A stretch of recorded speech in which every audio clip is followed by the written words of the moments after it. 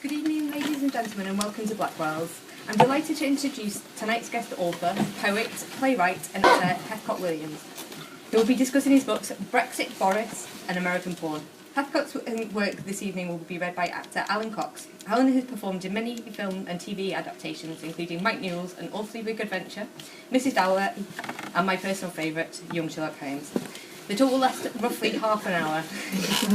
And so without further ado, would you kindly join me in giving a very warm welcome to Heathcote Williams and Alan Cox.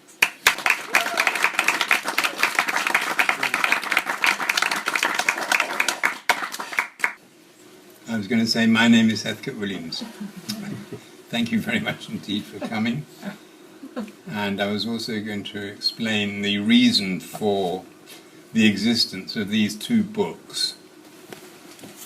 Is that I thought I'd try my hand at harpooning. Fortunately, two suitable targets surfaced. A pair of blonde beasts, bloviating blowhards, and two of the most unsuitable and unlikely candidates for public office in the United Kingdom and the United States, who through their pathological chicanery have managed to get themselves elected, to the consternation and confusion of many. The distinguished actor and member of Ken Campbell's improvisatory group, The School of Night, is currently sharpening his filleting knife as we speak. He will line up Brexit Boris in the crosshairs, after which I'll take a few pops at the US President. It's my very great pleasure to present Mr. Alan Cox.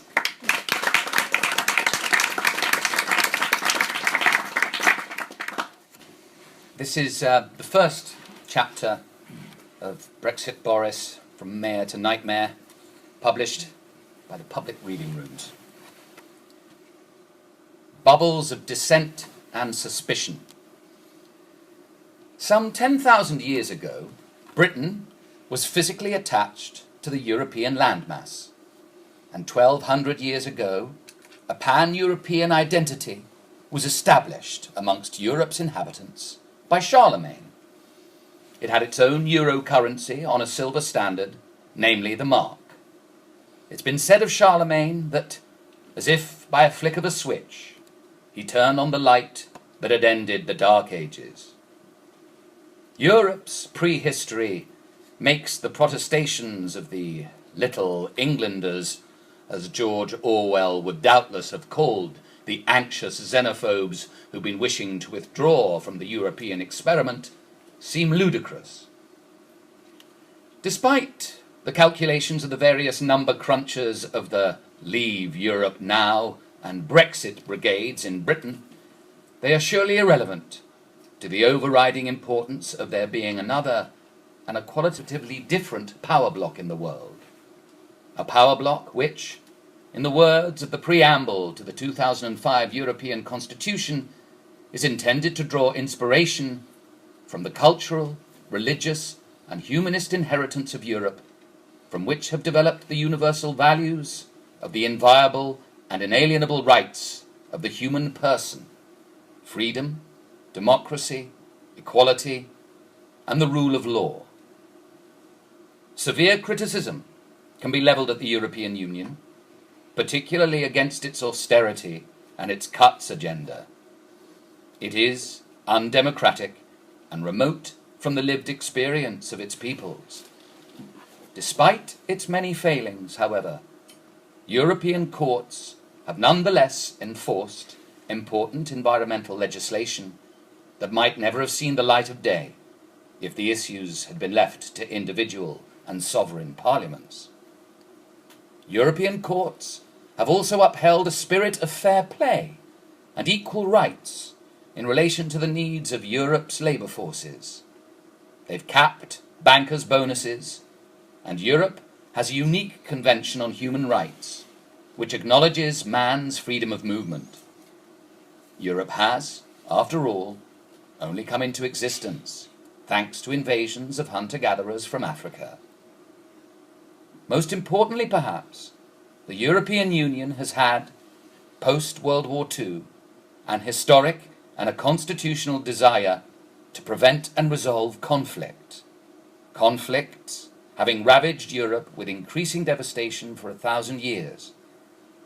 However, in certain parts of Europe, there are bubbles of resistance, feverish bubbles of nationalistic dissent and exaggerated suspicion, which threaten the European ideal, as symbolized in its anthem taken from Beethoven's Ode to Joy, an anthem that includes such lines as "Unity is our future, long live Europe, come what may," and "North and South will work together, just as friends and neighbors should. East and West will grow together, brotherhood and sisterhood." In its desire to absent itself from such improving, albeit native sentiments, Britain has lately become infected by a self-regarding miasma, made manifest by the appearance of the UK Independence Party, a kind of Waitrose version of the BNP, together with a retrospective and scowling rump within the Tory party, both of which hark back to another ungenerous age, where there was no need to take cognizance of Johnny Foreigner. Chapter 2. Enter National Treasure, Boris Johnson. Boris Johnson has been the most vocal of those lining up to wrench the country they claim to love away from the dastardly clutches of a Europe which they see as undermining their sovereignty and hence their own power. They do not want to love their neighbour. They want to divorce him. Johnson is someone whom the right-wing media are fond of describing as a national treasure. He has a bumbling, blustering manner which some find engaging and others tiresome. He'll unfailingly ruffle his hair before a TV appearance in order to give the calculated impression of harmless eccentricity. He specializes in self-deprecation, which some find winning and others calculated. Johnson has admitted that he employs self-deprecation as a manipulative ploy to disarm his potential enemies. In an interview with the American TV channel CNBC, he declared, "Self-deprecation is a very cunning device. All about understanding that basically people regard politicians as a bunch of shysters. So you've got to be understood. That's what it's all about, I suppose." In the light of what lies behind his muddled facade, namely a ruthless and often cruel ambition, together with an elitism and a ferocious temper when challenged, it is wrong-headed to describe such a man as a national treasure. Johnson is a man who values himself and his own agenda much more highly than he does the nation or the nation's interest. His friends say of him approvingly, as if it was a virtue, "Boris is about Boris." They're saying this, of course, because they admire the man's remorseless self-promotion, and perhaps because, as enthusiastic members of the cult of Boris, they look forward to bathing in his stardust should he become Prime Minister. For that's what he most assuredly set his heart on, and what, in his madder moments, he has spoken of as his destiny, if not his birthright. The European issue has been the trampoline upon which Boris Johnson thought he could bounce his 17-stone self into number 10 Downing Street. Beano Boris, or Bonking Boris, as the satirical magazine Private Eye, always at a loss as to why anyone should take Johnson seriously, calls him, has made his pitch for the top job his life's work. The prospect has not been universally well received. In a guest column for the New Statesman, Boris's former colleague on the Daily and Sunday Telegraph, Simon Heffer, claims that even Boris's senior colleagues dread Tory activists handing him the keys to Downing Street. Heffer points out that it is little wonder that the campaign to leave the European Union was so thrilled to receive Johnson's belated and confused endorsement last month. However, he did what the campaign views as the right thing for the wrong reason. When Johnson worked with me in the mid-1990s, an Oxford contemporary warned me about him, saying he was the most rampantly ambitious person he had ever met, and that he believed in nothing apart from himself. So, skipping a few chapters. So this is from chapter 8, Betrayal Covered by a Wink and a Smile. While Boris Johnson may be a cult figure to some of his fellow Tories, for others his excesses are too much. The former Conservative MP and aide to Margaret Thatcher, Matthew Parris, launched a scathing attack on the pro-Brexit mayor, denouncing him for alleged dishonesty, vacuity, sexual impropriety, and veiled homophobia. Somebody has to call a halt to the gathering pretense that if only you're sufficiently comical in politics, you can laugh everything off, Parris wrote. Incompetence is not funny. Policy vacuum is not funny. A careless disregard for the truth is not funny. Advising old mates planning to beat someone up is not funny. Abortions and gagging orders are not funny. Creeping ambition in a jester's cap is not funny. Vacuity posing as merriment, cynicism posing as savviness, a wink and a smile covering for betrayal. These things are not funny. Parris describes the mayor as a lacklustre politician and claims that Johnson was unable to defend his recent claims about the European Union in front of the Treasury Select Committee in Parliament. Andrew Tirry, the committee chair, accused Johnson of exaggerating to the point of misrepresentation. It was not the case, as Johnson had maintained, that the EU had banned the British from recycling tea bags, nor that children under 8 had been prevented from blowing up balloons, nor had the EU regulated on the size of coffins, and nor were EU regulations costing Britain 600 million a day.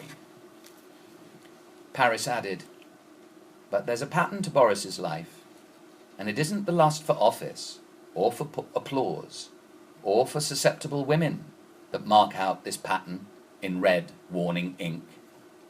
It's the casual dishonesty, the cruelty, the betrayal, and beneath the betrayal, the emptiness of real ambition, the ambition to do anything useful with office once it is attained. He added for good measure, Boris Johnson has killed the distinction between reality and satire. There's a section in which Boris Johnson is described as Trump with a thesaurus, which maybe leads us on to... I do a couple of trumps. Do a couple of trumps. Okay. This is called Donald J. Trump, President of the US Plutocratic Pornocracy. Prefaced by a quote from Trump himself. I don't like to analyse myself because I might not like what I see. On buying a beauty spot in Scotland for a golf course and for luxury condominiums, Trump notices some old houses on the horizon and he orders them bulldozed to oblivion. On seeing a woman that he desires, he oafishly recommends grabbing her pussy. He boasts that, my fame lets me take liberties, my fame allows me to abuse her. Trump's grandfather ran brothels in the Yukon, and to his grandson people are also for sale. Trump's ego tells him he has supernatural powers, and that almost nothing is beyond the pale. I will deport 12 million Latinos, Donald Trump insists. This buddy of asset strippers and union busters a charlatan who papers over his character's cracks with bank loans and with megalomaniac bluster. Trump was a casino owner, a synonym for gangster, a suitable past for the president of casino capitalism, who boasts about who he's been able to shake down and who also represents a homegrown neo-fascism. Trump's a demagogue who's prone to magical thinking with a compulsion to build concrete penises, upon which his name appears in enormous letters, and whose robotic staff repeat, "He's a genius." He has pretended to be anti-establishment and to be standing up for the little guy, yet without Wall Street and the Deutsche Bank, this exhibitionist parasite would die. He's a slave to his monumental indebtedness. He owes $600 million, but now that he's president, he can pay his creditors, the mob and their sinister callers. While doubtless remaining reluctant to pay taxes, for he regards tax evasion as an art, when challenged about his not filing tax returns, he brags, "That makes me smart." He's risen to power on the magniloquent claim that he'll make America great, while representing the lowest common denominator of his country's racist hate. In 1992, the Casino Control Commission fined him $200,000 for removing Afro-American card dealers from his Plaza Hotel's casino to appease the racism of the plaza's big-spending gamblers. Trump would disparage his black casino employees as lazy. "I've got black accountants, and isn't it funny?" he'd say. "Black guys come counting my money. I hate it. The only kind of people I want is short guys that wear yarmulkes every day." When Donald and Ivana came to the casino, recalls Kip Brown, an employee at Trump's castle, the bosses would order all the black people off the floor, he told the New Yorker in a 2015 article. Regarding an African-American president as an affront to his Aryan sensibility, Trump became vocal in the birther movement, questioning Obama's legitimacy. Trump failed to disavow the Ku Klux Klan when they supported his candidacy. He'd airily pretend he didn't know who they were, with an ignorance approaching lunacy. Donald J. Trump has been elected president of the U.S.'s plutocratic pornocracy. A plot twist, and suddenly the whole world is having to adjust to his squalid reality. He believes women should suffer punishment if they decide to have abortions. He sees life as conquest and victory and winning, as if in a childish competition. In a half-hearted apology for mocking women's looks, Trump says he does it to be entertaining, unaware that he himself is overweight and bright orange, and hardly qualifies as an oil paint. "I'd bring back a hell of a lot worse than waterboarding," says Trump, who advocates torture. "When I say they'll do as I tell them, they'll do as I tell them," is how he plans to overcome any legal stricture. 50 billion tons of carbon dioxide fall annually on the Earth, causing deadly climate change. Yet Trump says he'll cancel the life-saving treaties the international community has arranged. So, more earthquakes will be on the horizon, and extreme heat will now be inevitable. One man's hot air will have consequences as air becomes less and less breathable. "We need some global warming, it's freezing," Trump would joke while he was out campaigning. Then America's emperor repeats his strident rhetoric and is insistent. "The swamp needs draining." He threatens to attack ISIS with nuclear weapons, to use a nuclear sledgehammer to crack a nut, unable to see that every Trump tower would be transformed into a radioactive mud hut. Donald Trump is really Donald Drumpf, to give him his ancestral and risible name. It suggests dumbness, even the passing of wind, as well as the merciful transience of fame. The second one I wrote as a double bill, but half of it is redundant because it covered Hillary, the Iron Lady, and dripped with blood. So I've skipped that, but I'll read the Trump passage. The total obscenity of the American dream comes to fruition in Donald J. Trump. We need a leader that wrote The Art of the Deal, he declares on his presidential stump. What's wrong is that Trump's best-selling volume on the virtues of property speculation wasn't written by him, but by one Tony Schwartz, now dreading Trump as leader of his nation.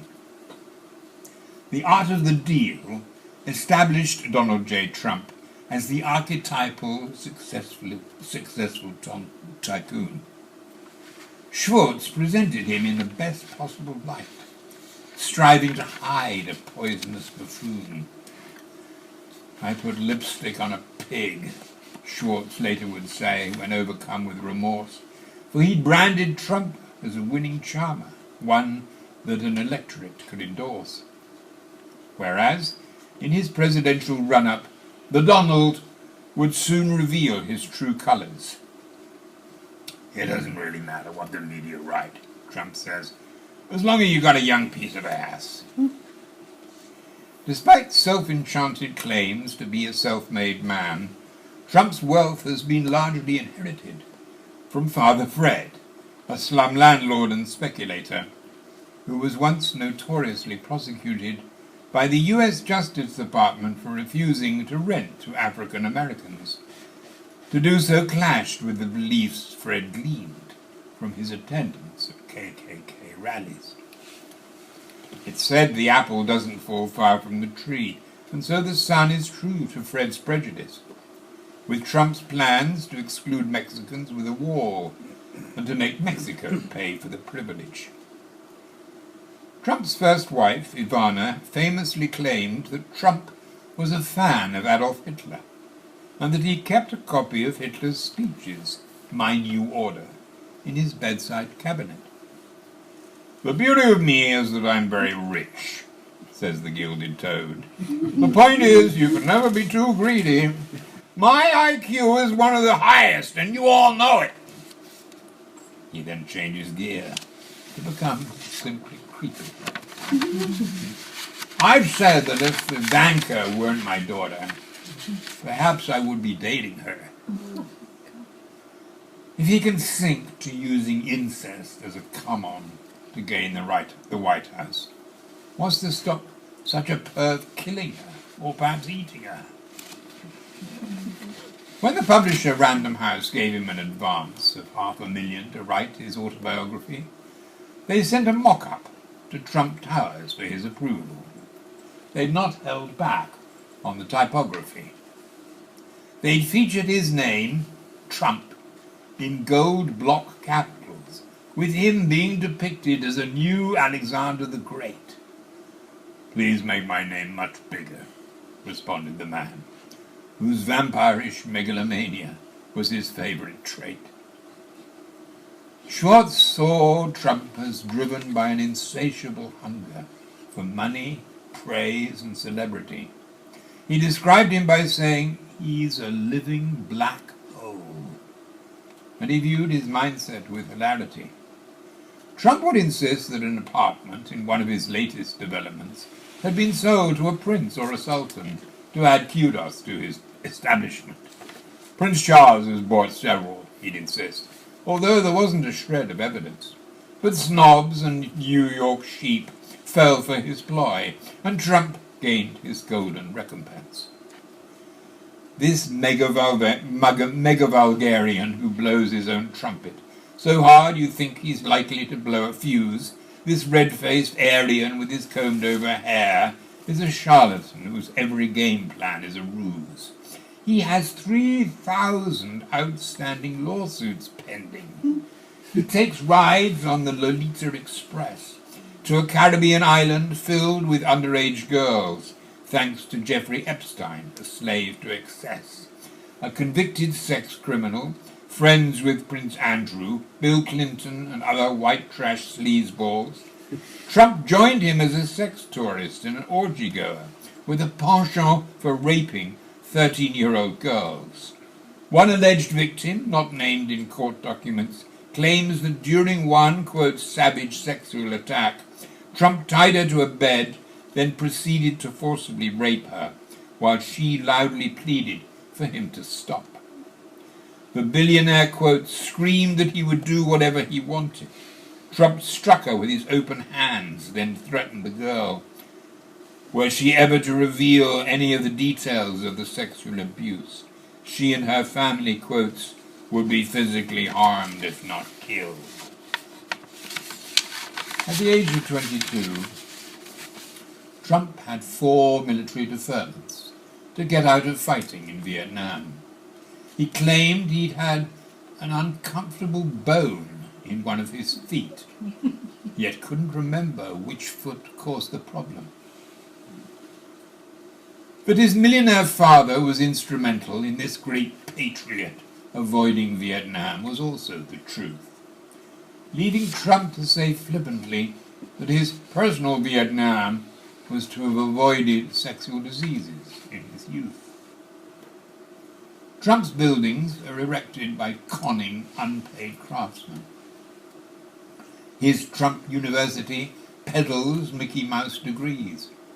Here's a man who declares war on political correctness, as it stops him from abusing whomsoever he pleases.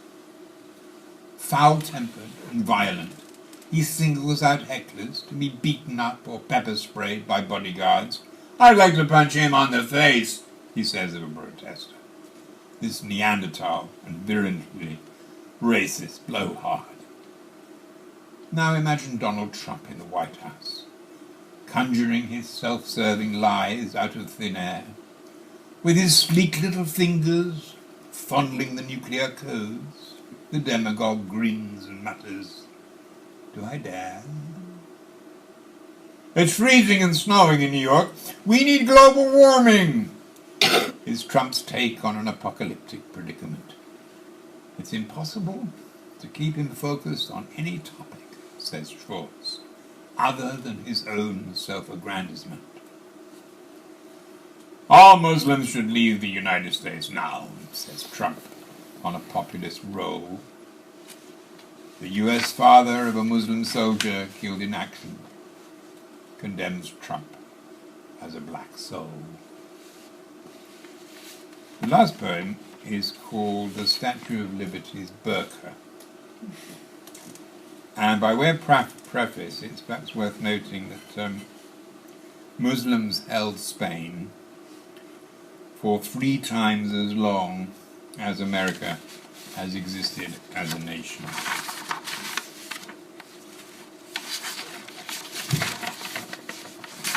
And this one is quite short. The Statue of Liberty's Burqa.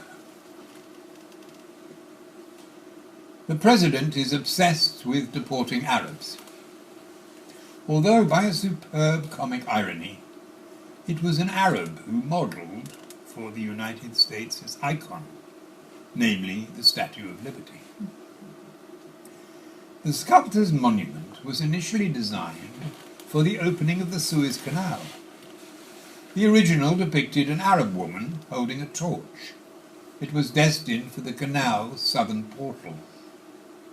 His first drawings show, quotes, a gigantic female fellah or Arab peasant, with a veil modestly hiding her lips. The sculptor told Egypt's ruler that she represented progress, a beacon to light the way for oncoming ships.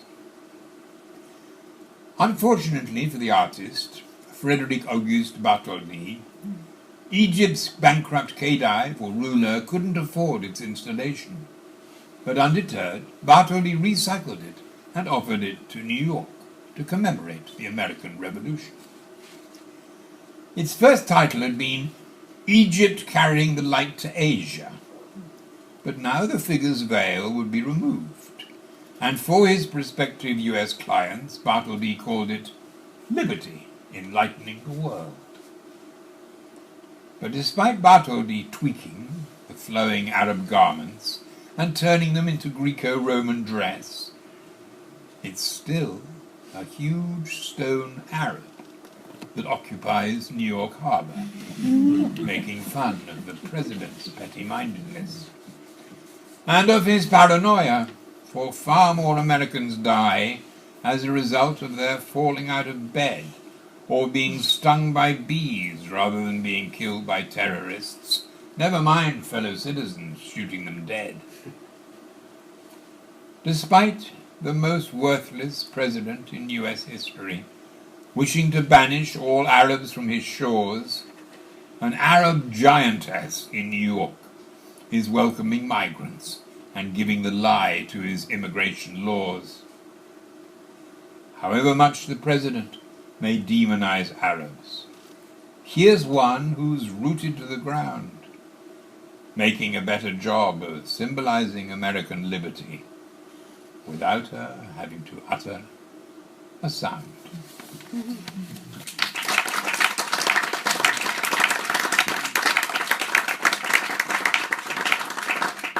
So, Drumpf pops up in chapter 4, which is entitled From Mare to Nightmare, from which the book takes its title.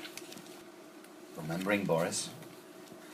Ever unpredictable, opportunistic, and volatile, Johnson rivals Donald Trump, to whom he bears a certain similarity. Johnson has been described as Trump with a thesaurus, and he shares with Trump a shameless ability to contradict himself, and yet to believe that he's right on each occasion. They also share the notion that they have a license to lie, particularly if they can come up with a vivid enough excuse to mask their deception. The master in college at Eton, Martin Hammond, would say of Johnson, "Boris sometimes seems affronted when criticised. I think he honestly believes that it is churlish of us not to regard him as an exception." Famously, Johnson would characterise reports he had cheated on his wife with a colleague of The Spectator, Petronella Wyatt, as an inverted pyramid of piffle. This oddly phrased denial was to no avail, however, when the affair was confirmed by Petronella Wyatt's mother, and when various friends of Wyatt inconveniently briefed newspapers that she'd had 2 abortions, and that she'd understandably felt betrayed by the then Tory arts spokesman. Johnson, instinctively dishonest, was clear from their relationship. Faced with one of Petronella's pregnancies, he said she should have an affair with someone and say it was their child. His dishonesty colours another relationship with one Helen McIntyre, whom Johnson appointed as his arts advisor when he was mayor. Johnson, dubbed our Berlusconi by Ian Hislop, has had a child with McIntyre. But, despite the glaring evidence of the child's albino-cum-blonde hair of its father, Johnson insists that the child's hair is ginger. It isn't.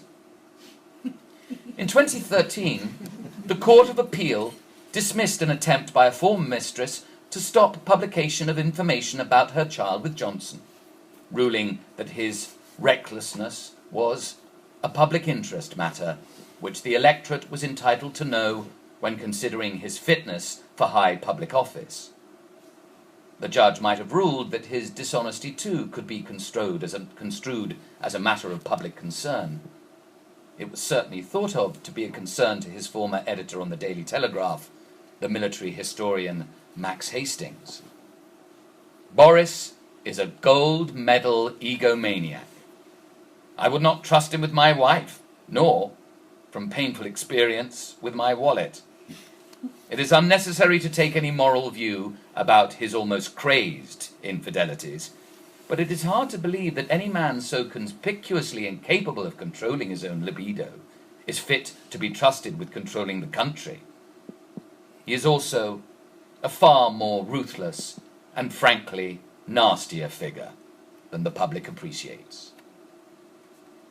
And so, to bring things to a close, this is the final chapter of Brexit Boris, chapter 11, The Man with No Moral Compass.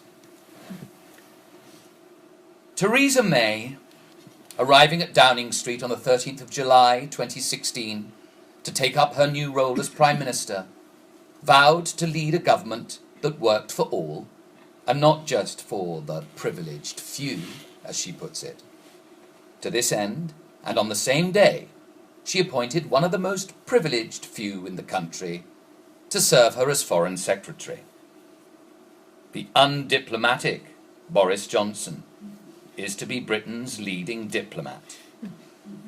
Will he be able to restrain himself from trying out his prize-winning spectator limerick about the Turkish head of state on President Erdogan, in which a young fellow from Ankara, who was a terrific wankerer until he sowed his wild oats with the help of a goat?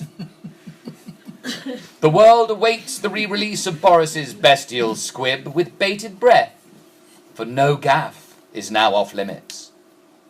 The most indiscreet man in public life will now also be in charge of MI6 and GCHQ. A man with no moral compass is in charge of a senior department of military intelligence, and a lying journalist becomes the chief panjandrum of the donut-shaped surveillance centre. On learning this farcical news, the Daily Mirror suggested that Britain's credibility will now be hanging by a thread, and it illustrated its front page story with a photograph of the ludicrous Johnson stranded in mid-air on a zip wire in a publicity stunt that went wrong. The Mirror was right, and the world reacted with bewildered horror, disbelief, and ridicule. When the US State Department spokesman Mark Toner heard the news, he struggled to keep a straight face, and the American political scientist Ian Bremmer hoped that it might all be a joke. Maybe the Brits are just having us on.